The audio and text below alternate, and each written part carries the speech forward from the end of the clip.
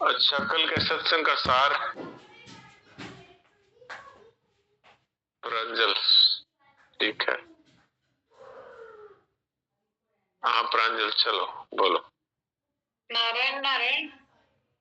नारायण नारायण। जैसे लकड़ी काटने से पहले हमें कुल्हाड़ी की धारा तेज करनी पड़ती है, वैसे ही जीवन में आगे बढ़ने के लिए बुद्धि को भी तेज करना बहुत जरूरी है। बुद्धि तो बात बता देगी कि ये सत्य है और ये असत्य है, पर चलना हमें पड़ेगा। यहाँ चलने का अर्थ है कि मैं ममता कामना त्याग कर भगवान की तरफ चलूंगा, इस पे दृढ़ निश्चय करना। ये तो भगवान की हमारे पर विशेष कृपा है कि हमें भारत भूमि मिली, हिंदू सनातन धर्म में जन्म दिया और सत्संग दिया। फिर भी ऐसे मौके को गवा देंगे तो वो बार बार नहीं मिलेगा। यदि हमें अभी के अभी मुक्ति मिल सकती है तो बाद में कर लेंगे, ऐसा क्यों सोचना। भगवान के लिए कोई बुद्धि की आवश्यकता ही नहीं है। हम ममता और कामना से ही बंधे हुए हैं, तो केवल यही तो हमें मानना है कि मेरा कुछ नहीं, मुझे कुछ नहीं चाहिए। प्रार्थना करें, पर हमें इतना करना पड़ेगा कि मेरा कुछ नहीं, मुझे कुछ नहीं चाहिए, बाकी का भगवान कर ही रहे हैं। फिर यदि भगवान के शरण हो गए तो दिमाग लगाने की कहाँ जरूरत है। अब भगवान जो कुछ भी करे वो उनका मंगल विधान। जैसे कोई आदमी दान करता है, ये तो भलाई का काम है, पर साथ में कपट भी करता है जो गलत है। पर लोगों को लगता है कि ये बहुत दानी है, तो उसमें अभिमान भी आ जाता है। तो यहाँ पर वो दान भी उसकी बुराई को बढ़ावा देने वाला ही हो गया। इसलिए बुराई के त्याग से अच्छे कार्य अपने आप होंगे। भगवत प्राप्ति तीनों योग, कर्म योग, ज्ञान योग और भक्ति योग से हो सकती है। जिसमें आपकी रुचि है उसमें जाए। शरणागति गाय घाट है, जिसमें पापी पुण्यात्मा सब भगवत प्राप्ति कर सकते हैं। अपने अपने कर्मों के द्वारा भगवान की सेवा करने वाले, पूजा करने वाले भगवान को प्राप्त होते हैं। कि वो जो भी कार्य करते हैं, सेवा करते हैं, भगवान के जनों की और भगवान की ही करते हैं। तो ये भक्ति मिश्रित कर्म हो गया। अब हमारे पास जब दुख में परिस्थिति आती है तो हम विचलित हो जाते हैं। तो उस समय हमें ये सोचना चाहिए, पहला, दुखदायी परिस्थिति से डरना नहीं चाहिए, क्योंकि वो हमारे पिछले जन्मों में हमने सुख के लिए जो पाप करे थे उनका फल है। दूसरा, पापों का प्रायश्चित हो रहा है जिससे हम पवित्र हो रहे हैं। तीसरा, हम सुख भोगने की इच्छा हम सुख भोगने की इच्छा रखते हैं, हमने ममता कामना का त्याग नहीं कर रखा, इसलिए ये परिस्थिति आई। वास्तव में हर परिस्थिति भगवान का मंगल विधान ही है। नारायण नारायण नारायण नारायण। वाह, बहुत अच्छा, बहुत अच्छा। राधिका, तुम बताओ।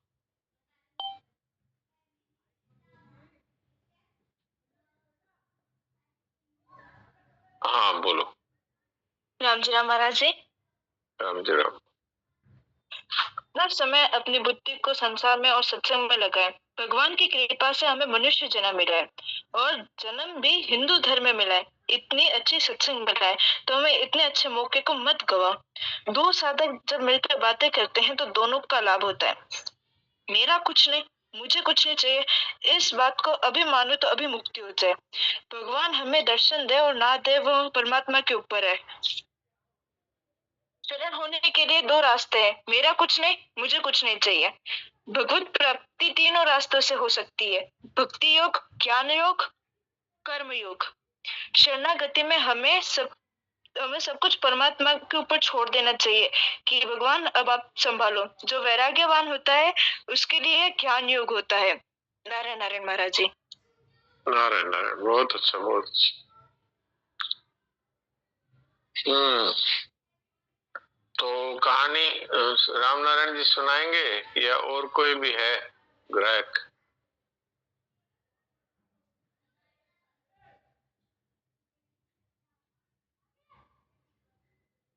राम नारायण जी सुनाइए। और कोई है? लीला प्रजापति सुनाएंगे? चलिए लीला जी आप सुनाओ। चलो। सुनाइए। प्रणाम डॉक्टर साहब। प्रणाम। नारायण नारायण।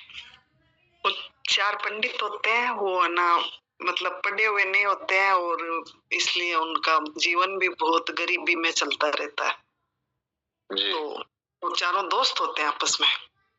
तो इसी फिराक में रहते हैं कि कुछ तो करें जिससे अपना जीवन तो मतलब खाना पीना तो टाइम से मिलता रहे, और कुछ करें इस फिराक में चारों घूमते रहते हैं। तो मतलब अलग अलग घूमते रहते हैं। तो एक पंडित को एक सेठ मिलता है, वो ना ऐसे हर पंडित से पूछता रहता है कि भाई देवी की पूजा करवानी है, मेरे को देवी का जाप करवाना है, कोई बैठ के कर देगा क्या कर दे, ऐसे पूछता रहता है। तो वो एक पंडित को उससे वो मिल जाता है, तो वो कहता है हाँ मैं कर दूंगा जाप देवी के, आपके पूजा बैठा दूंगा। तो वो सेठ जो होता है वो कहता है हाँ आ जाओ आप, फिर सुबह से आ जाना। फिर बुलाता है, फिर अच्छी सी चौकी दे देता है, गद्दी दे देता है, अच्छे वस्त्र पहना देता है, भोजन करवा देता है और बैठा देता है गिद्दी लगा के कि लो देवी की उपासना आप करो जिससे मेरे व्यापार में मुनाफा ऐसा जाप करो तो मेरे धंधे में मुनाफा।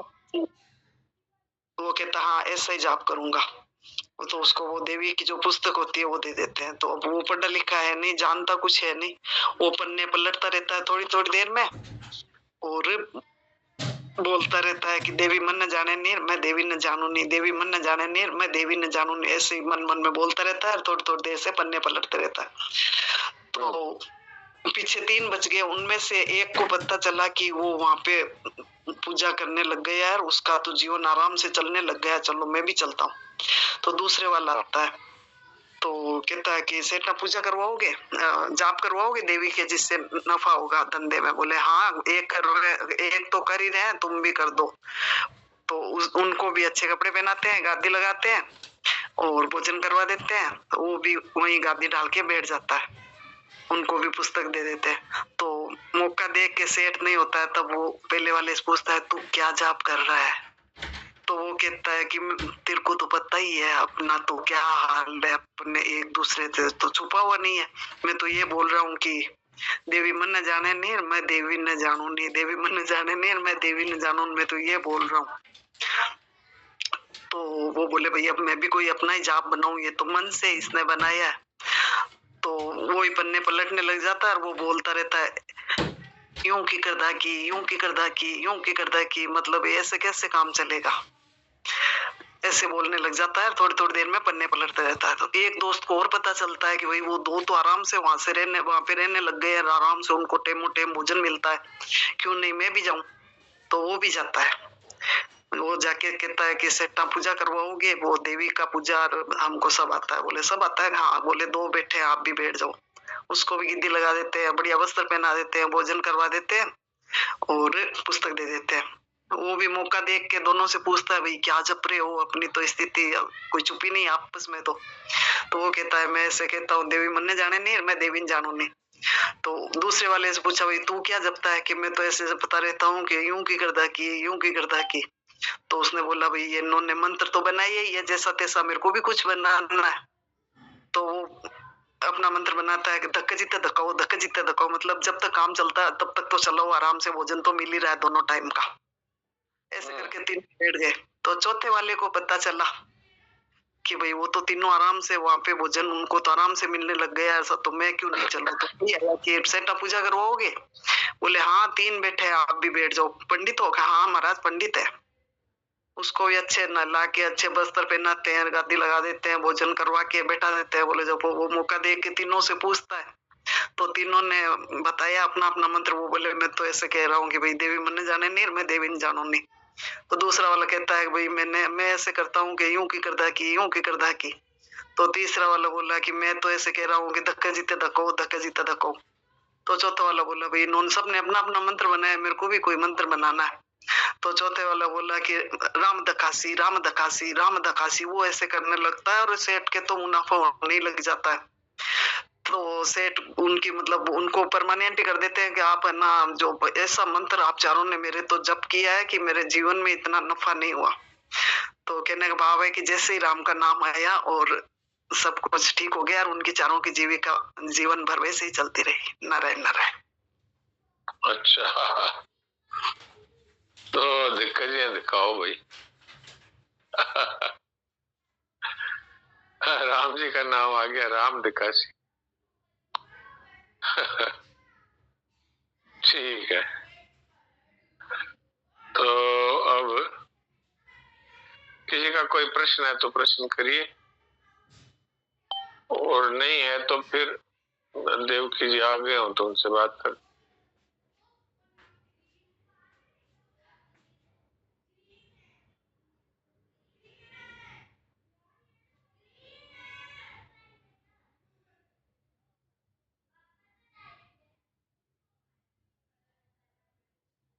हाँ देवकी जी कुछ सुना दीजिए। नारायण नारायण नारायण नारायण नारायण।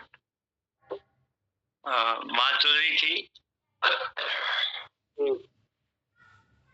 प्रेम अनंत रस का प्रतीक है। प्रेम चल रही थी,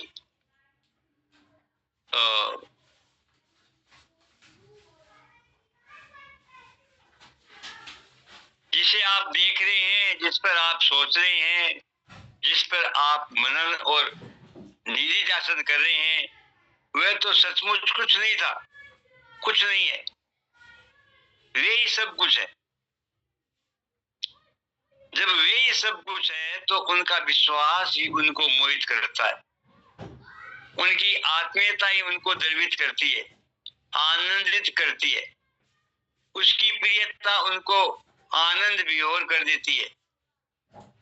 ये ऊपर का जो प्रकरण था ना, तुमने मेरा निर्माण किया, तुमने मेरा निर्माण अपने में ही किया है।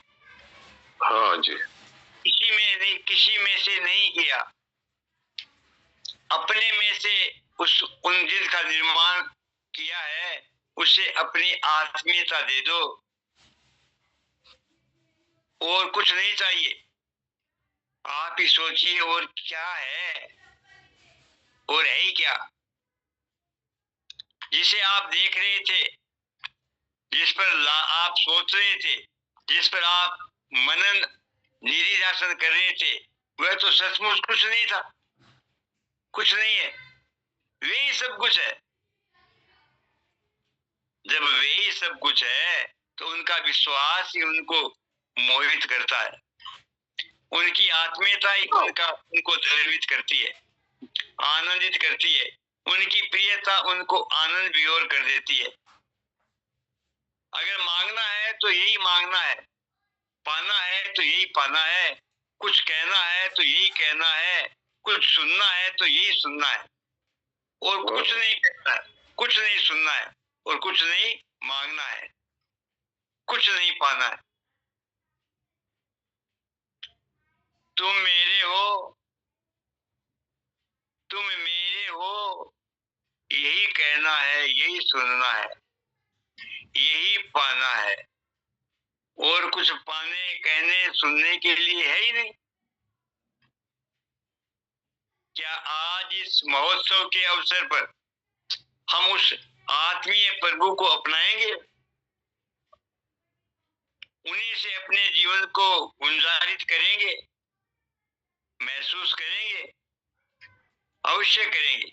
वे ही कृपा करके अपने प्रेमियों के इस मार्ग को पूरा करने के लिए स्वयं किसी की गोद में लाला बनकर बैठते हैं, किसी के साथ सखा बनकर भी खेलते हैं, किसी के साथ प्रियतम होकर नित्य प्यार का पान करते हैं। उन्होंने अपनी ही कृपा से, अपनी ही महिमा से प्रेरित होकर अपने को प्रकाशित किया है। भला बताओ, वे अपने आप को प्रकाशित नहीं करते तो कौन उनकी चर्चा कर पाता, कौन उनके अस्तित्व को स्वीकार कर पाता।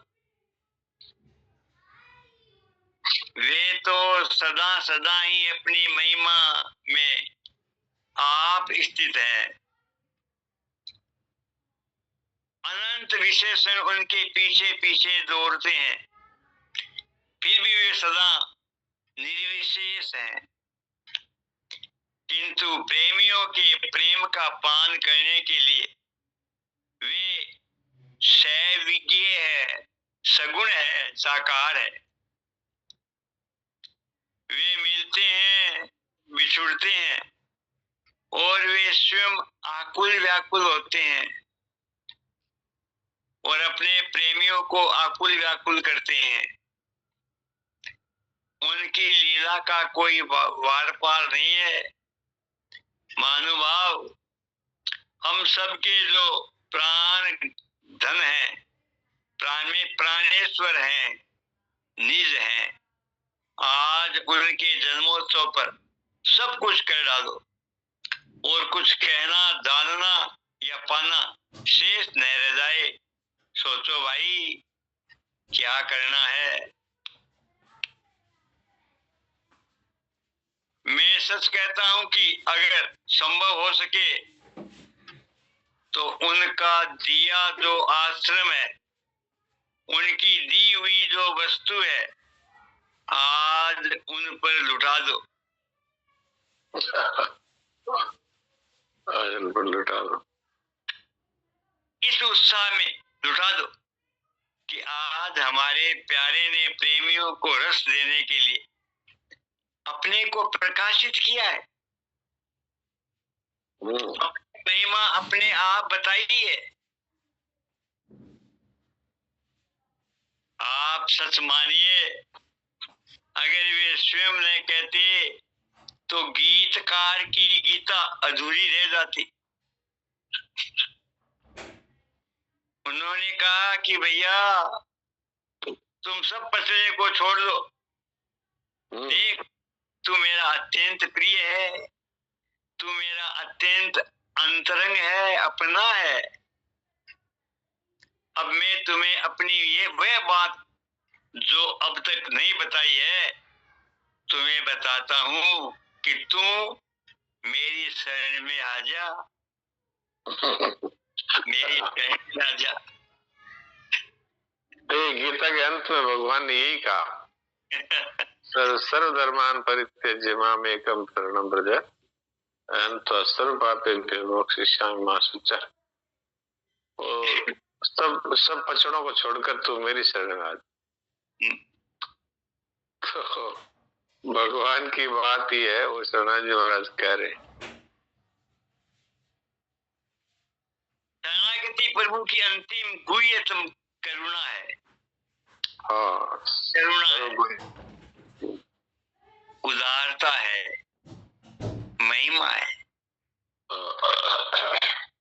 हम सब शरणागत हैं, वे हमारे शरण्य हैं, वे सब कुछ करते हैं और मौज करते हैं हम। और सब कुछ करते हैं, तुम कहकर पुकारते हैं और वे हमको अपना कहते हैं। बात सोचिए, उन्होंने शरणागतों के मोह का नाश किया, उन्हीं ने शरणागतों को अपनी स्मृति दी है, शरणागतों का सब कुछ किया है, वे ही सब कुछ करते हैं। हम शरणागत हैं और उनकी दी हुई वह शरणागति है। मैं आपको क्या बताऊं, मुझे गुरुदेव ने कहा कि भैया तू भजन किया कर। मैंने कहा कि भजन क्या होता है? उन्होंने कहा कि राम राम कहा कर। मैंने कहा कि मैं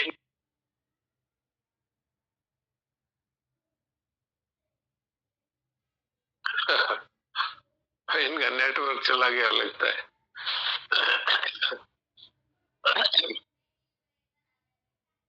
उन्होंने कहा भजन करो, मैंने कहा भजन क्या होता है? राम राम कहा करो। तो सनातन जी महाराज कह रहे हैं, मेरे सुने हुए थे आज लेक्चर सुने हुए थे मेरे, वो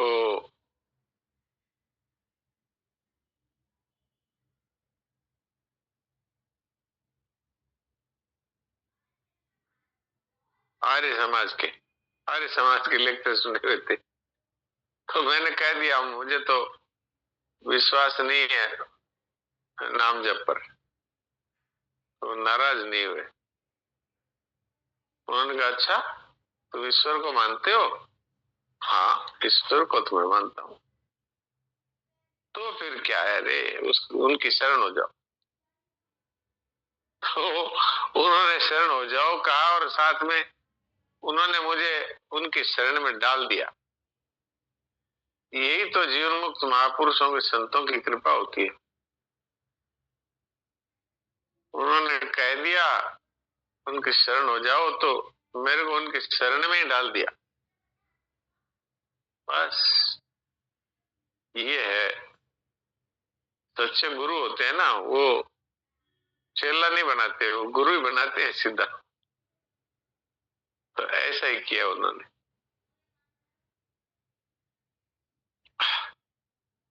जयेश भाई देवकी जी गायब हो गए क्या?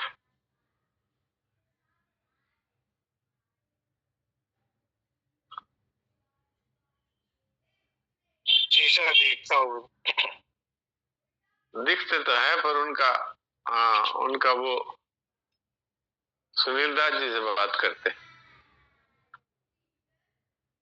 हाँ सुनील दास जी बोलिए।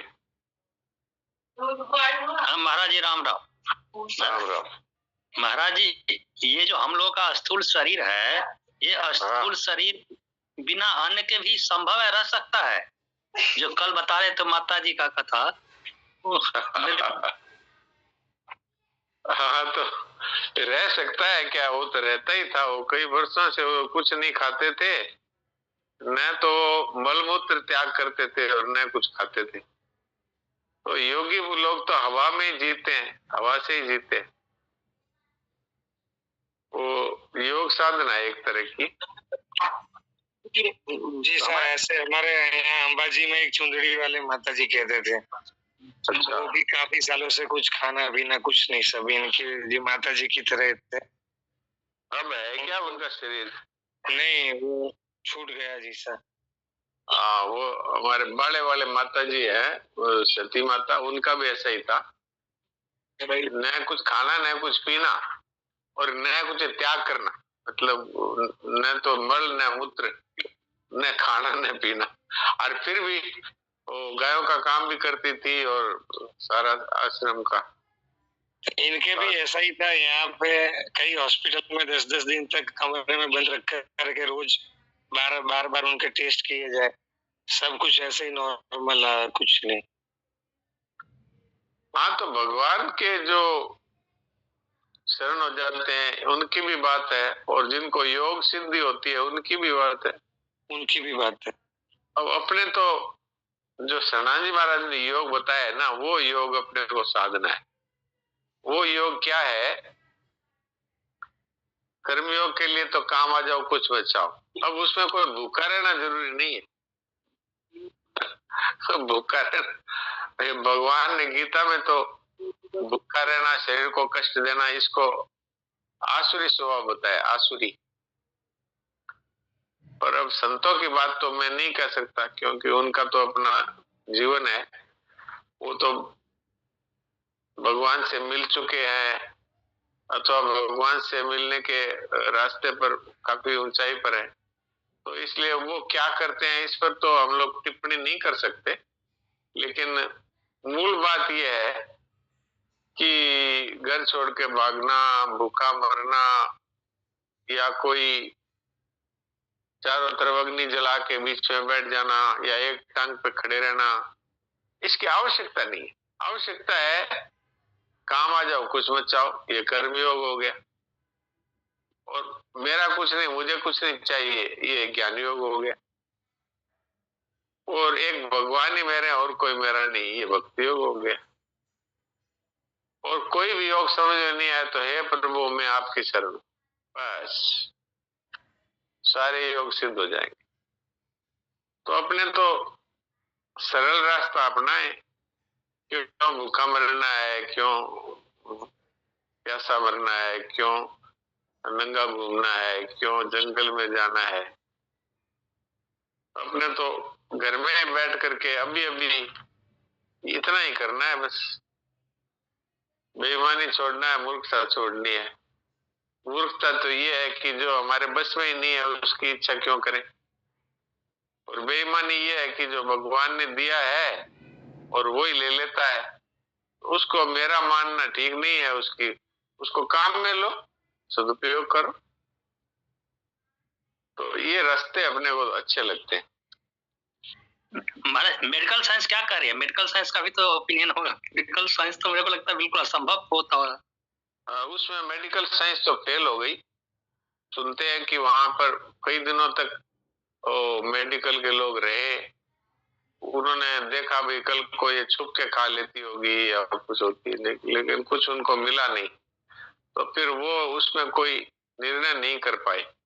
ऐसा सुनने में आया है, मेरे को तो पता नहीं है, मैं तो कभी उनके दर्शन भी नहीं किए, पर सुनने में आया ऐसी बात कि वैज्ञानिक लोग खोज करते रहे लेकिन उनको समझ में नहीं आया कि भाई बिना खाए पिए बिना लेटरिन बाथरूम किए ये लोग कैसे जिंदा है। तो वो योग का बल ही मानते हैं, मैं तो उसको योग का बल ही मानता हूँ, और असंभव तो कुछ भी नहीं। शरणाजी महाराज ने कहा 13 दिन तक तो मैं बिना भोजन के रहा हूं, 13 डेज। बोले जल तो भगवान ने दिया ही है, हवा है ही सांस लेने के लिए, तो 13 दिन तक का मुझे अनुभव है, ये उन्होंने बोला है अपने प्रवचन में। एक हीरा रतन माणिक करके कोई भाई हुए, वो सूर्य नारायण के सामने देखते थे सुबह आधा घंटा घंटा, और वो जल पे ही 403 दिन तक जल पे ही रहे। ऐसे कई ऐसे अनुभव में तो ये योग सिद्धियां होती है, योग सिद्धियां होती है। तो जी सा कुछ समय शेष रह गया, अगर आपको उचित लगे तो मुझसे। हाँ, तो अब तो थोड़ी देर के लिए हम सभी शांत हो जाएं और लगभग 1 मिनट मूक सत्संग करें, 1-1.5 मिनट। प्रणाम।